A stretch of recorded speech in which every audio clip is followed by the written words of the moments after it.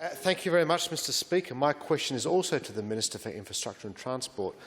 Can the Minister please update the House on how the state government is committed to ensuring the safety of pedestrians in our community, especially on main roads such as Cross Road? And, sir, with your leave and that of the House, I'll further explain. Leave is sought. Is leave granted? Yes, Leave's granted. The member for Waite. Thank you, sir. Last year I wrote to the Minister regarding the issue of pedestrian safety on Cross Road. A constituent of mine, Margaret Brown, has observed traffic volumes increasing exponentially on that corridor with inadequate and infrequent opportunities for people to cross the busy road.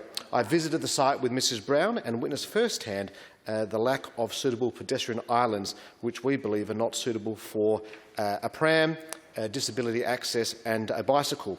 Will the government commit to installing at least one pedestrian activated crossing on Cross Road between Fullerton Road and the South Eastern Freeway, similar to the pedestrian crossing located approximately 500 metres northwest of the freeway intersection on Glenosmond Road? The Minister for Infrastructure and Transport. I thank the member very much for that question. Happy to look at the specifics of the detail as far as where the engineering would go and how that would work. What I can say about Crossroads, and this has been a real key, of course, being part of the Outer Ring Road, we do have that on the Infrastructure Australia priority initiatives list now, and we know that is an important piece of infrastructure for South Australia.